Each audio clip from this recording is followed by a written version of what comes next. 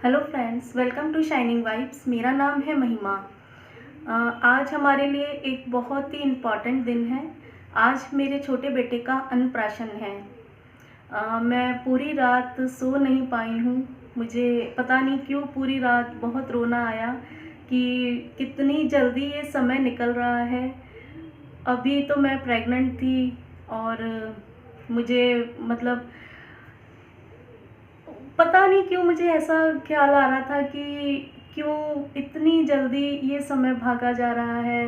और अभी तो जस्ट मेरा बेटा इस दुनिया में आया था और हम सब कितने खुश थे। हॉस्पिटल से उसे घर लेकर आए थे। स्टार्टिंग में कितना एक स्ट्रगल करना पड़ता है एक मदर को।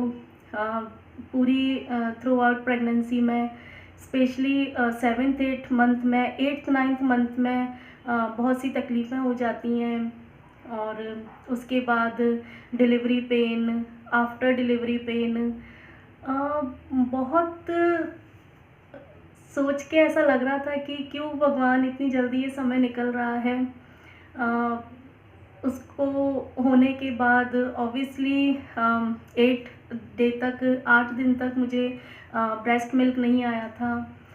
देन मैं नहीं चाहती थी कि मैं उसे फार्मूला मिल्क दूँ और मैं नर्स को बार बार मना कर रही थी। इवन एक नर्स तो मुझसे गुस्सा भी हो गई थी कि आपका बेटा भूखा है, उसे आपके अभी मिल्क नहीं आ रहा है तो उसे ऊपर का फार्मूला मिल्क दो, टॉप अप मिल्क दो। और मैं बस कह रही थी कि नहीं, मैं बस अपना ही उसे मिल्क दूंगी। बहुत सारी चीज़ें दिमाग में आ रही थी और पता नहीं क्यों पूरी रात बस ऐसे ही आँखों आँखों में निकल गई। बहुत अच्छा लगता है कि अपने आँखों के सामने अपने बच्चों को बढ़ते हुए देखना। और करते करते करते एक एक दिन करते करते आज ये दिन भी आ गया कि आज उसका अन्नप्राशन है। मेरा बड़ा बेटा भी बहुत जल्दी बड़ा होता जा रहा है। और जो भी न्यू पेरेंट्स हैं, उन्हें फर्स्ट टाइम पेरेंट्स हैं, मैं उन्हें एक बात ज़रूर कहना चाहूँगी कि हाँ, स्टार्टिंग के कुछ डेज़ बहुत स्ट्रगल के होते हैं। आपकी नींद पूरी नहीं हो पाती, आप एंजाइटी में रहते हैं, आप परेशान रहते हैं। बहुत सी लेडीज़ को पोस्टपार्टम डिप्रेशन भी हो जाता है क्योंकि हमारी लाइफ बिल्कुल चेंज हो जाती है। पर गाइस, ट्रस्ट मी, ये समय इतनी जल्दी निकल जाता है, इतनी जल्दी कि आपके पास सिर्फ यादें रह जाती हैं और पता ही नहीं चलता कि एक एक दिन करते करते बच्चे कितनी जल्दी बड़े हो जाते हैं।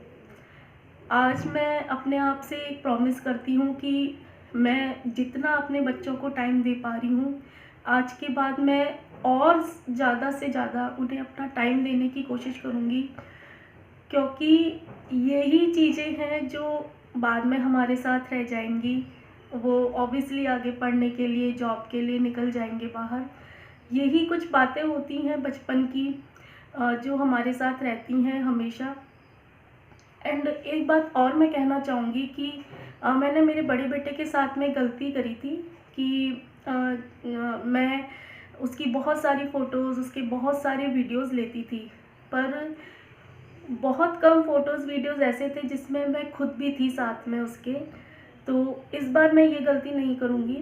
इस बार मैं कोशिश करती हूँ कि मेरे बच्चों के साथ के मैं जितने भी वीडियोज़ या फ़ोटोज़ लूँ, उनमें साथ में मैं भी हूँ, ताकि सालों बाद जब हम देखें उन फ़ोटोज़ और वीडियोज़ को, तब हम ये देखें कि ना केवल हमारे बच्चे मस्ती कर रहे हैं, पर हम भी उनके साथ कितना एंजॉय कर रहे हैं। तो ये सजेशन मैं सभी न्यू पेरेंट्स को देना चाहूँगी। और आज उसका अन्नप्राशन है तो आज उसके लिए मैं नारियल की खीर बनाऊँगी। खीर से ही हमारे यहाँ पे बच्चे का अन्नप्राशन किया जाता है। तो मैं उसे कोई भी एनिमल मिल्क अभी देना मुझे ठीक नहीं लग रहा, तो मैं नारियल की खीर बनाऊँगी उसके लिए। कुछ डिफरेंट तरीके से है और ये मैं पहले भी बना चुकी हूँ, तो हमारे घर में सबको पसंद है। तो मैं आज उसी का नारियल का खीर बना के भगवान को भोग लगा के और उसी से फिर अपने बेटे का अन्नप्राशन कराऊँगी। चलिए वीडियो शुरू करते हैं। सो फ्रेंड्स, मैं बना रही हूँ नारियल दूध की खीर। इसके लिए मैंने सबसे पहले राइस को तकरीबन आधे घंटे के लिए पानी में सोख करके रख दिया था और अब मैं उन्हें गैस पे एक हैवी बॉटम की कढ़ाई में चढ़ा दूँगी। पानी हमें इसमें थोड़ा सा ज़्यादा रखना है क्योंकि हमें बिल्कुल मशी चाहिए, छोटे बच्चे को खाने में दिक्कत ना हो। और अब हम ले लेंगे एक नारियल, एक बड़ा सा नारियल, और इसे मैं छील के अच्छे से और इसके टुकड़े कर लूँगी। और अब मैं अपने मिक्सर जार में इसके छोटे छोटे से टुकड़े कर कर और इन्हें ग्राइंड कर लूँगी। बेसिकली हमें क्या चाहिए, अगर आपके पास 1 कप नारियल गिरी है तो उसमें तकरीबन 3 कप पानी जाएगा। सारा पानी एक साथ नहीं डालना है, आप मेज़र करके रख लीजिए कि कितना आपके पास नारियल है और फिर उसके हिसाब से 3 कप पानी आप मेज़र करके रख लीजिए और फिर थोड़ा थोड़ा करके हमें इसे पीसना है। मेरा मिक्सर जार थोड़ा छोटा है इसलिए मुझे उसे 3-4 बार में पीसना पड़ा।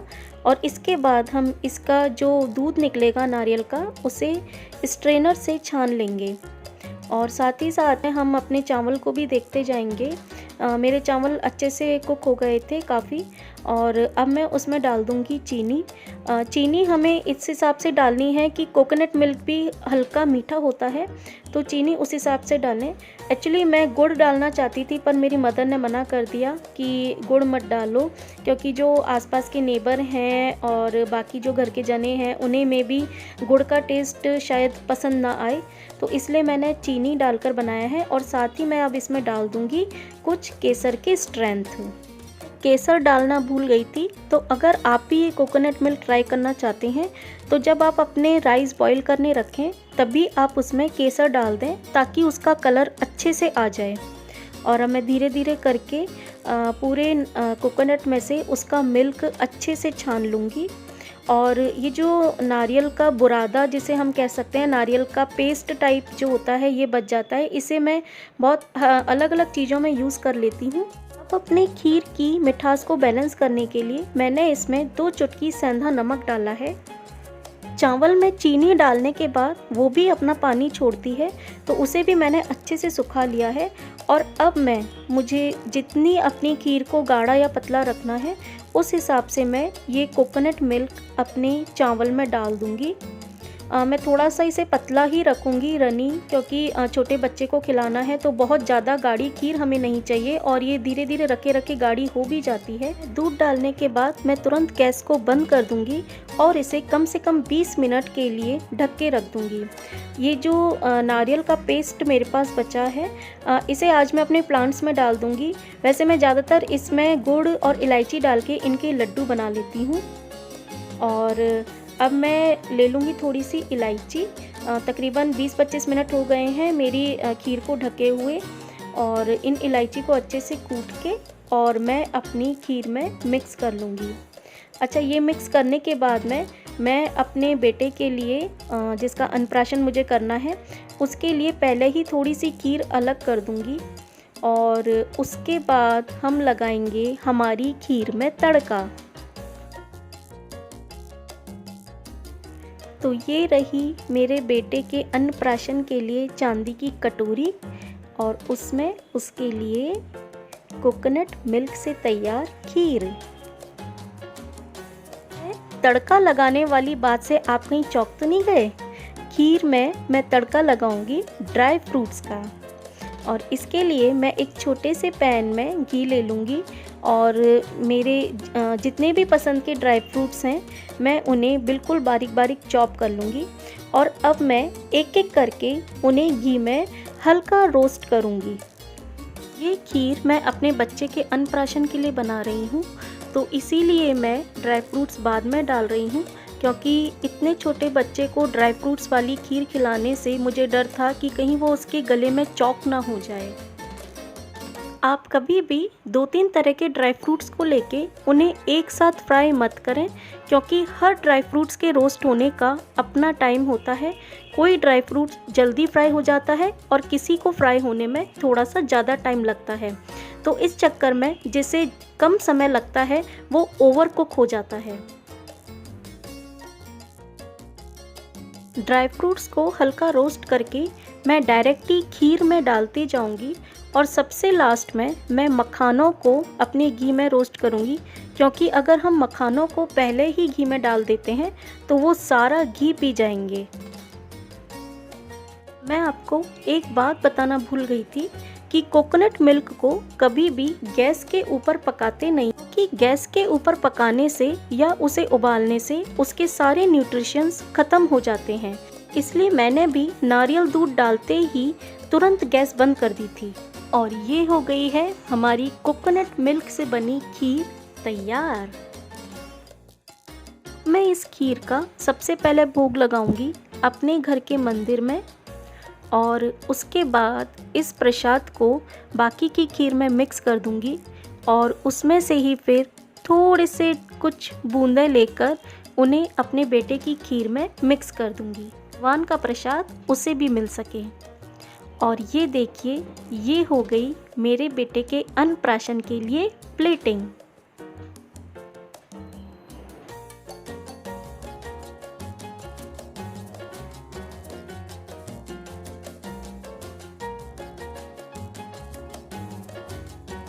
मैंने मेरे बेटे के अन्नप्राशन को यादगार बनाने के लिए कुछ डेकोरेशन भी किया था, ताकि जो फोटोज़ और वीडियोज़ बने वो बहुत ही अच्छे और कलरफुल बन सकें।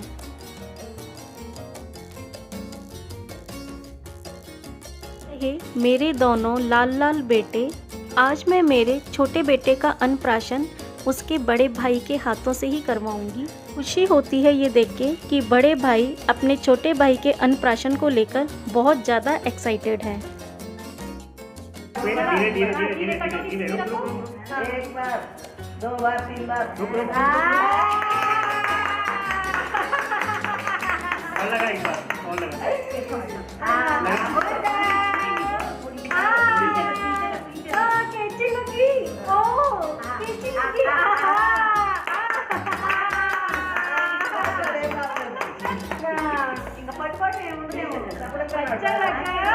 अच्छा लगा। मैं चाहती हूँ कि मेरे दोनों बेटे भाई से ज़्यादा एक दूसरे के दोस्त बन के रहें, लाइफ टाइम के लिए बेस्ट फ्रेंड फॉरएवर। और अब आद्रिक को खीर खिला रही हैं उसकी नानी, और देखिए कैसे आराम से बैठ के वो बिल्कुल मज़े में खीर खा रहा है। और अब अपने बेटे को खीर खिला रही हूँ मैं, और उसके बाद बारी आएगी उसके पापा की।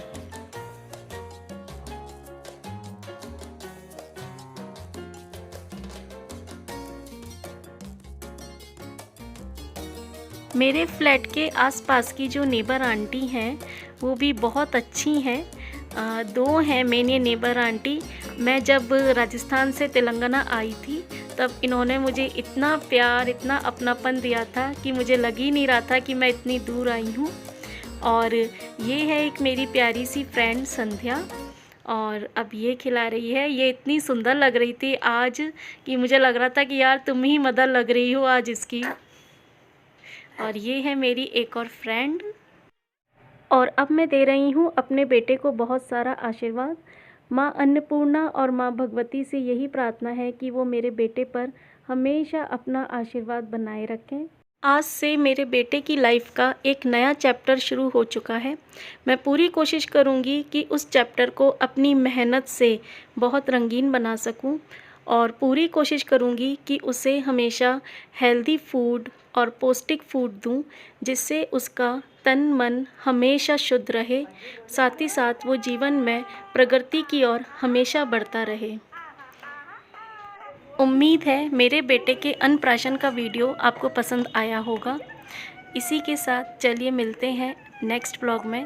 तब तक के लिए stay tuned, take care, bye bye.